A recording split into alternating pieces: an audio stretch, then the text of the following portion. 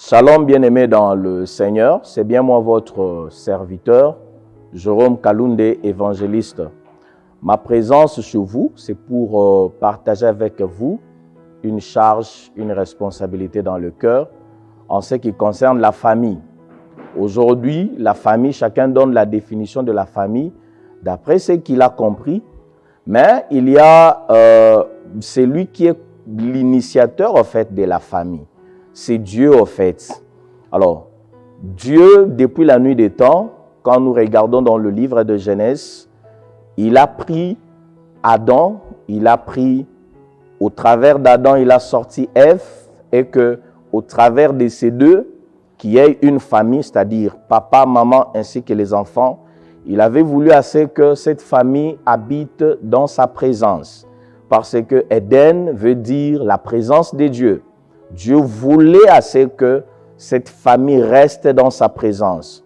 Et par là, déjà, nous pouvons comprendre que les buts de Dieu, c'est que les familles, toutes les familles de la terre, soient dans sa présence. Dieu ne veut pas voir la famille en dehors de sa présence.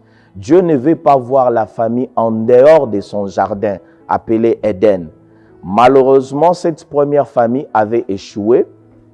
Au travers d'Adam, la désobéissance à l'ordre divin, nous connaissons tout ce qui s'en est suivi.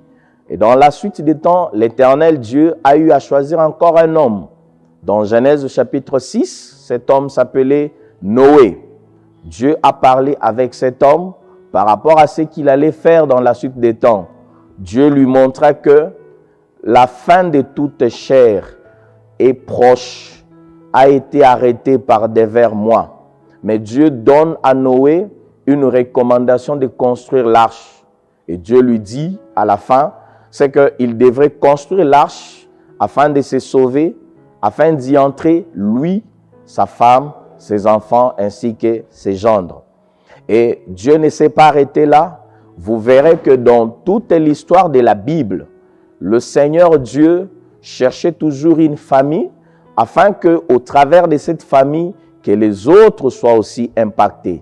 C'est pour cela, quand nous lisons dans le Nouveau Testament, dans Actes chapitre 16, vous verrez que l'apôtre Paul, après avoir vécu le miracle, lors de la louange, il y a eu tremblement, comme on le sait, les portes de la prison s'étaient ouvertes par la puissance du Saint-Esprit. Il y avait le geôlier, le gardien en fait de la prison, qui lui voulait se suicider pensant que tout le monde était parti, tout le monde avait fui. Paul lui rassura que non, on n'a pas fui, nous sommes là, nous sommes bel et bien là. Et le geôlier a allumé la lampe en s'approchant vers les apôtres. Il y avait Paul, il y avait Barnabas. En s'approchant, il a cru, il a accepté en fait le Seigneur qui prêchait l'apôtre. Il a cru en lui qu'il était le véritable Dieu, qu'il était le Sauveur. Il lui a donné sa vie. Mais ce qui nous intéresse plus, c'est la parole que l'apôtre Paul adresse à cet homme, le geôlier.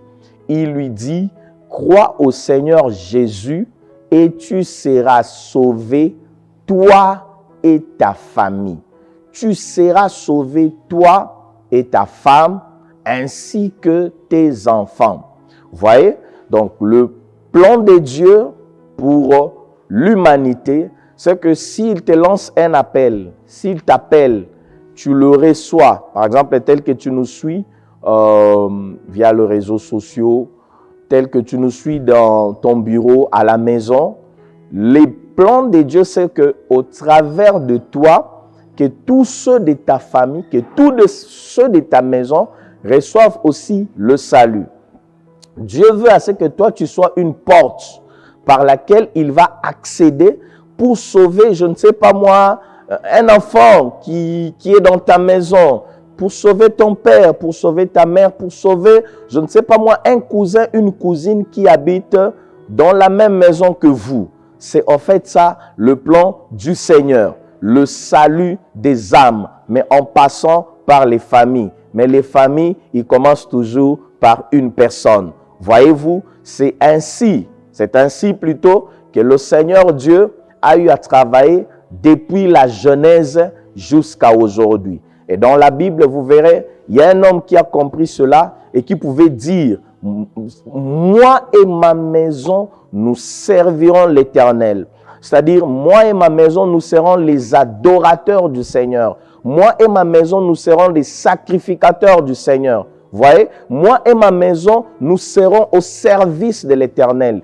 Comme c'était prévu pour Adam, que Adam, Ève ainsi que leurs enfants puissent habiter dans la présence du Seigneur, c'est de la même manière aussi que le Seigneur veut à ce que toi, ta femme, ton mari, tes enfants, tes parents, que vous puissiez habiter dans la présence du Seigneur.